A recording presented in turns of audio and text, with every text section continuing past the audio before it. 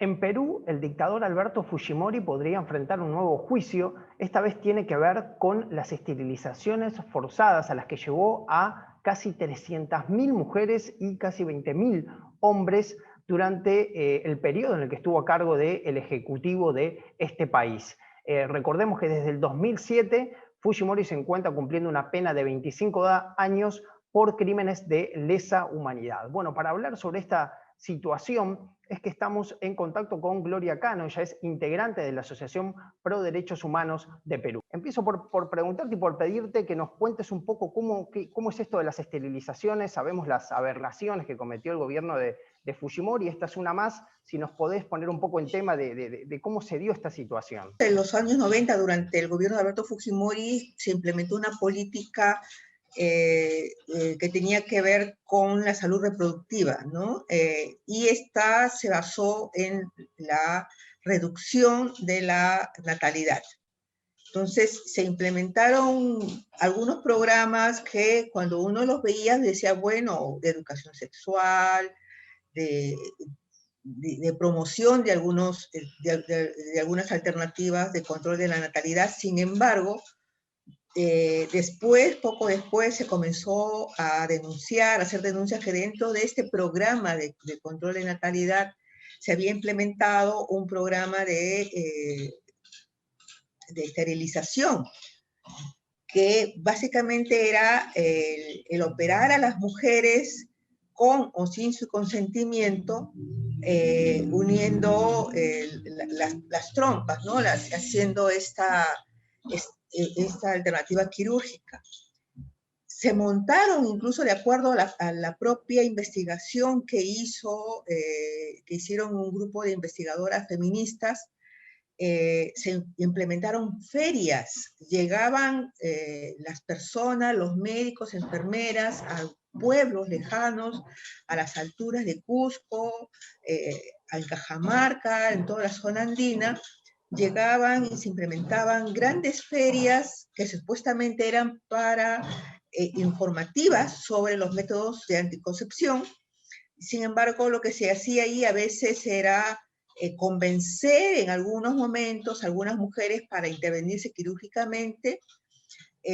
A otras les señalaban que las iban a sacar de los programas alimenticios, de la entrega de alimentos que se hacían antes que se hacen a las familias de pocos recursos, y que una de las condiciones para continuar en la cartilla de la entrega de alimentos era hacerse precisamente esta intervención quirúrgica. Y comenzó a saltar las noticias también porque estas intervenciones eran realizadas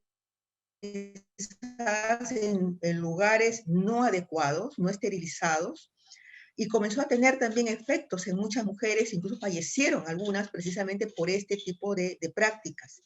Algunas de ellas entraron incluso a algunos programas, y hay videos donde se le ve que a las mujeres se las están llevando a la fuerza a la intervención quirúrgica, las dominan prácticamente para poder ingresarlas al quirófano y poderlas esterilizar.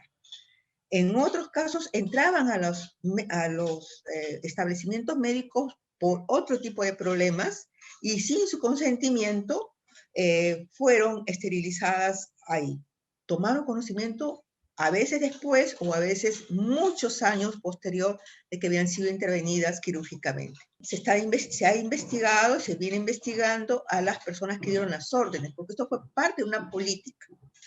Los médicos, se ha llegado a establecer que los médicos o los operadores de salud recibían incluso bonos adicionales a su sueldo por las personas, por los cupos, porque si llegaban a un número determinado de mujeres esterilizadas, ellos recibían un bono económico producto de esa práctica.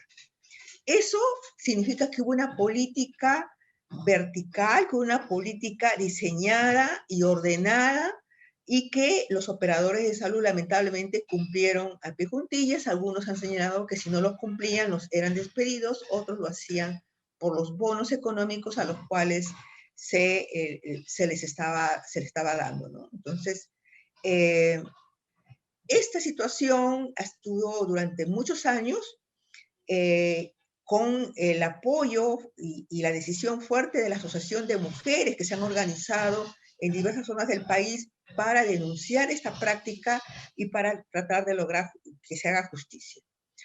Al fin, en este año se convocó recién, después de varios años de investigación, a una audiencia para lectura de cargos, donde está involucrado Alberto Fujimori. Sin embargo, Alberto Fujimori fue traído al país, extraditado de Chile, por una serie de procesos judiciales que ya estaban, digamos, avanzados o que ya estaban pendientes de juicio. Entre esos expedientes no estaba todavía el de la esterilización. Y por eso es que el abogado Alberto Fujimori ha solicitado que todavía, que a él no tiene por qué juzgársele mientras no se extienda de parte de Chile, de la Corte Suprema de Chile, una ampliación de la extradición. O sea que ahora tienen que pedirle a la Corte Suprema de Chile que permita que sea juzgado por estos nuevos cargos, digamos. Efectivamente, sabemos que ya hay un pedido de esa ampliación. Fujimori no es el único procesado o denunciado, mejor dicho, sino hay varios denunciados. Dentro de ellos está el exministro de Salud y toda esa plana jerárquica que implementaron esa política. Entonces, el juzgado de Perú tiene que decidir si se abre o no se abre un proceso judicial. Perfecto. Entonces, abriendo ese proceso judicial, oficialmente ya el proceso, digamos, en Chile se debería agilizar ya con una decisión judicial sobre eso.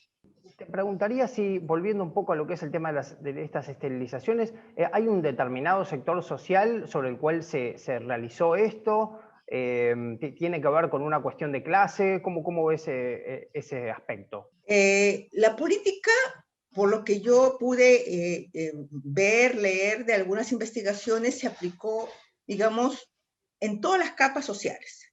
Sin embargo, la mayor cantidad de esta situación fue donde se pudo apreciar la falta de conocimiento de las personas, la coacción de las personas, el hecho de no haber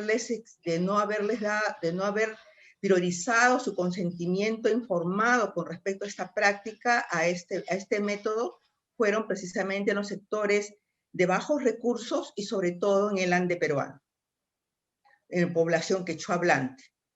Y justo tú lo puedes ver cuando se inicia esta audiencia que tuvo que suspenderse de lectura de cargos. La mayoría de las señoras que son víctimas de esta práctica son quechua hablantes. Y cuando se iba a hacer esa lectura de cargos, las señoras no entendían y pedían que se les hablara en quechua, que se les explicara en quechua. Y el juzgado lamentablemente no tenía el traductor o el intérprete en quechua cusqueño que les posibilitaba poder entender ellas qué es lo que estaba pasando.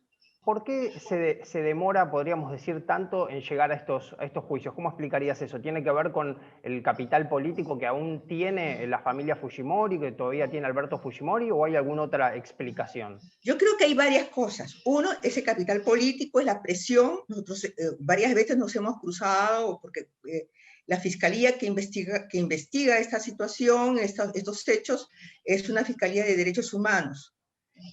Sin embargo, y cuando nos hemos estado en esa fiscalía, hemos cruzado varias veces a estos procesados, a estos investigados, junto con algunas personalidades, digamos, del mundo jurista, que creo que presionaban de alguna manera a la fiscal encargada.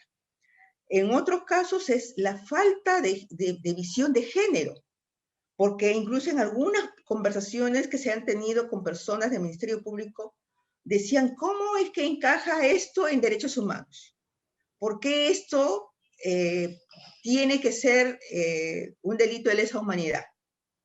O sea, esa falta de visión de qué es una política y de cómo afecta y las características de un delito de lesa humanidad también han jugado mucho en contra para que la fiscal o los fiscales encargados en su momento no hayan privilegiado el accionar en este tipo de denuncias. Claro. Entonces, la verdad que ha sido muy largo, muy extensa esa investigación, creo yo, por la falta de comprensión y de entendimiento, sobre todo de la Fiscalía, del tipo de denuncias, tratando de investigar como investigan cualquier robo o cualquier delito común, y tratando de estirar estos procedimientos, y a veces también creo yo, con la intención, tal vez pensando de que si